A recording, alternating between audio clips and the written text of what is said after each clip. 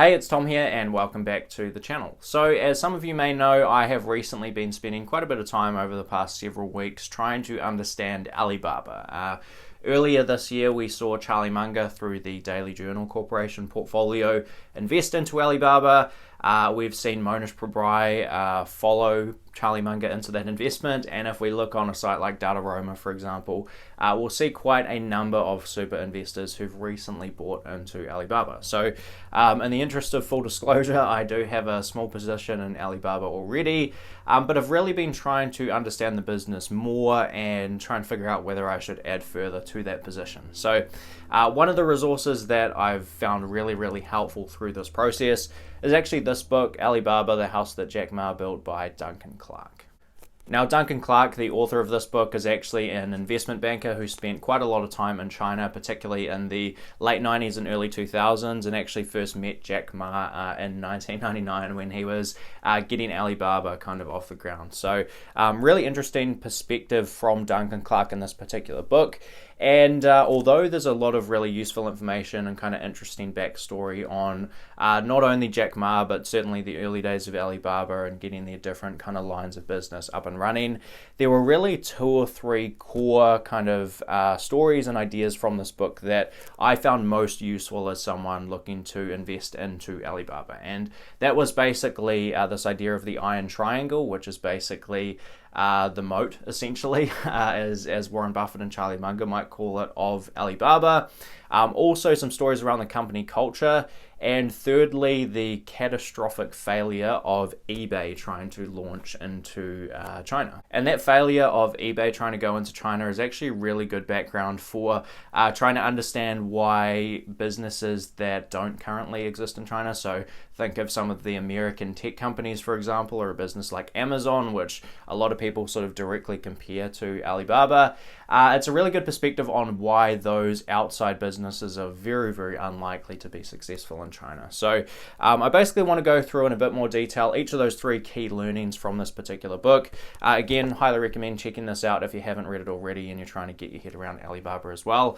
But hopefully this video can speed the process along for at least the three kind of main ideas that I got out of this book. Okay, so let's start it off with this idea of the iron triangle, and this is essentially, like I say, kind of the moat of Alibaba. This is why Alibaba's different lines of business have been very successful compared to basically all of their competitors up until this point. So keep in mind this book was actually written in 2016. If you do pick up a copy of the book, that is something you'll just have to keep in mind, that some of the things may have changed between 2016 and today, but fundamentally the iron triangle still exists, and this is a really good insight into how Alibaba have been so successful thus far. So the iron triangle essentially refers to three different kind of aspects that make particularly Alibaba's e-commerce platforms very successful. Now, the first one is the e-commerce advantage itself.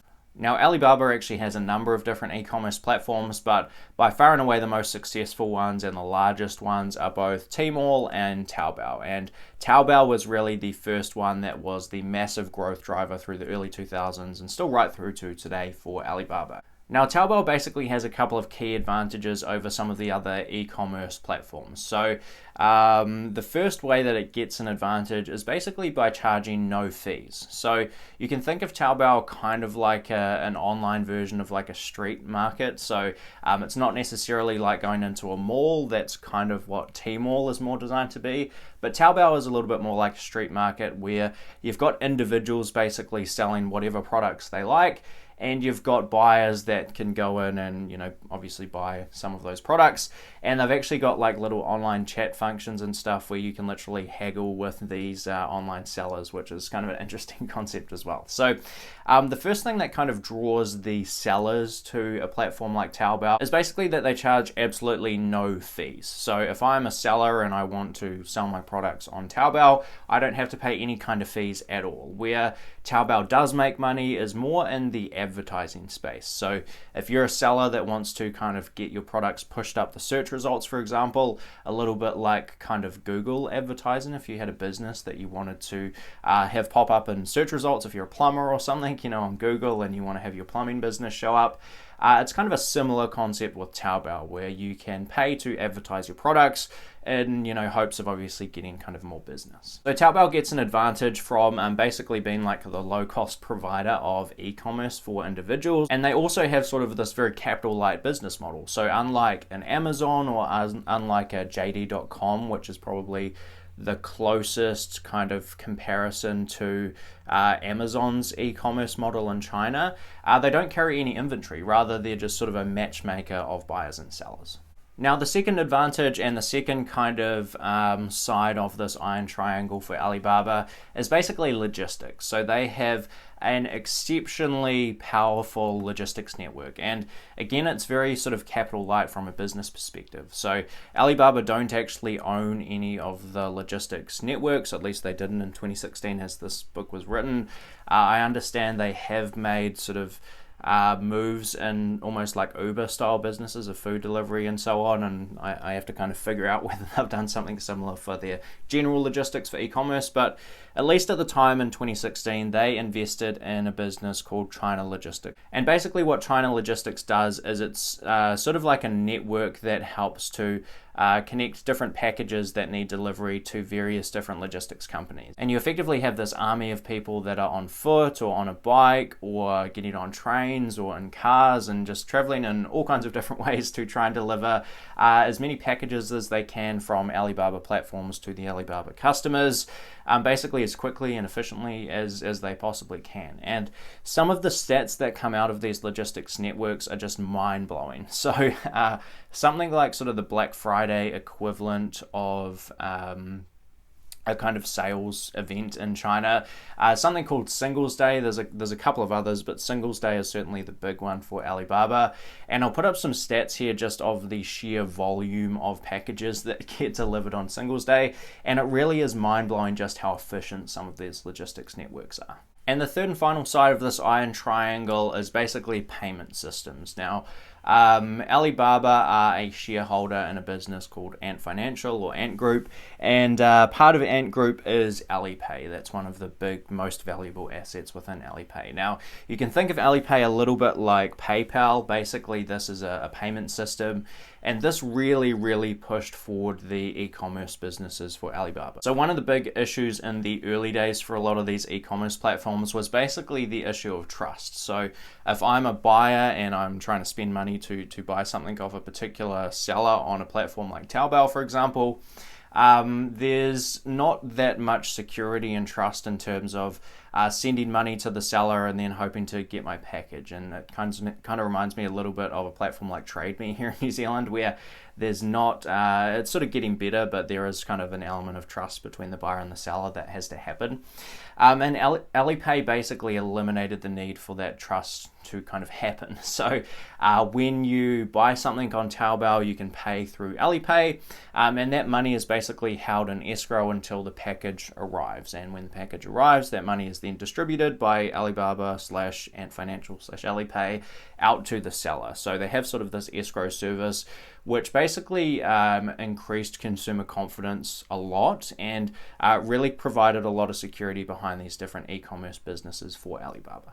Now, the second key learning for me from this book was basically trying to get a feel for the company culture in Alibaba. Now, obviously with me being here in New Zealand and never having actually been to China, it's really difficult to try and get a feel for what the business culture is like and what the culture within Alibaba specifically is like. So this was quite an interesting kind of just thing to get a feel for from this particular book.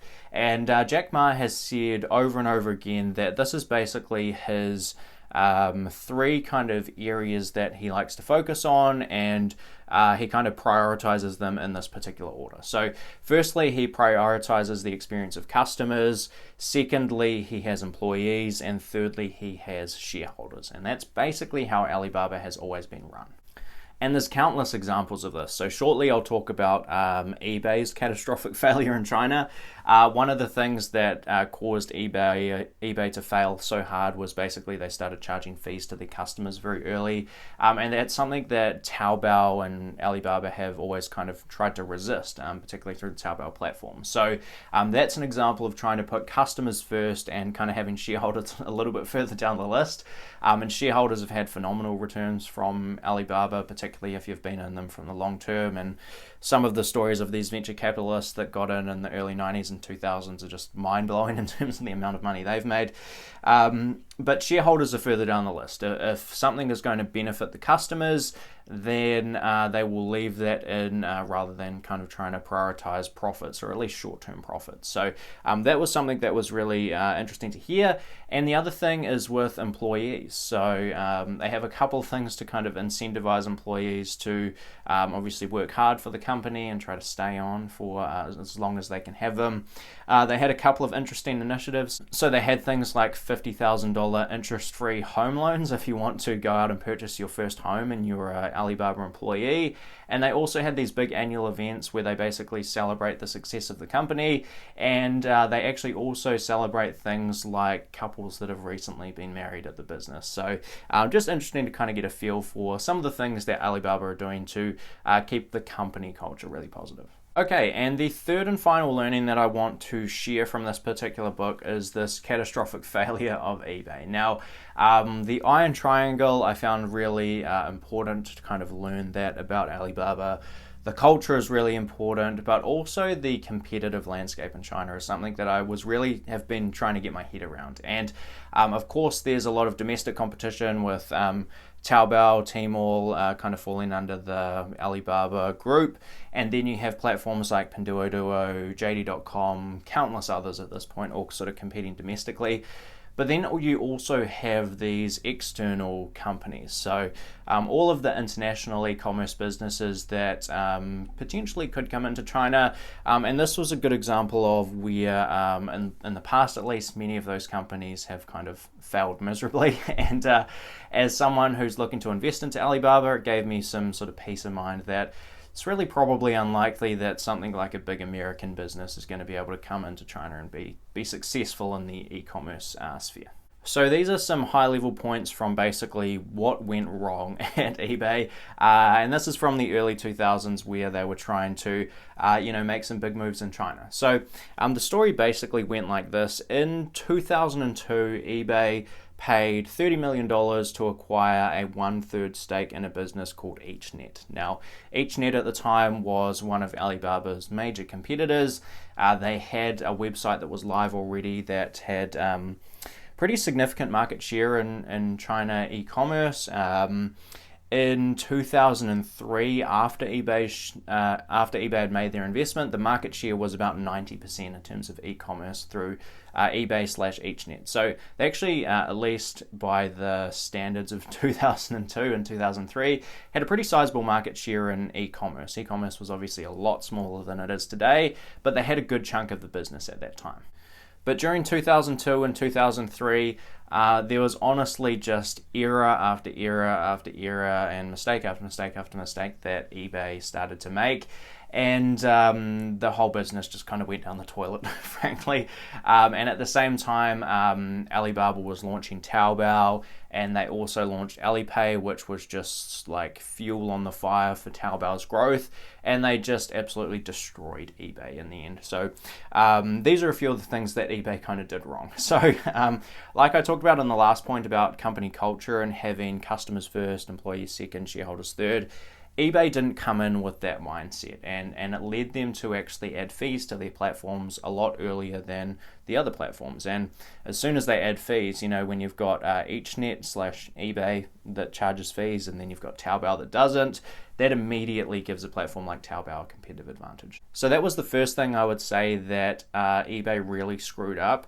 The second thing that they really screwed up, which was potentially an even bigger mistake than the first one with adding fees, was they basically tried to standardize the websites across different countries. So they had eBay with their own, eBay website, of course, in the US, and then they had EachNet, which was 1/3 owned by eBay in China. And back in the US, eBay had several problems with basically outages on the US platform. So they became really, I would say, overly obsessed with trying to have a very stable platform that didn't go down, didn't have outages, and they were concerned about also having that in China. So they basically became hyper obsessed with having a really stable platform in the US.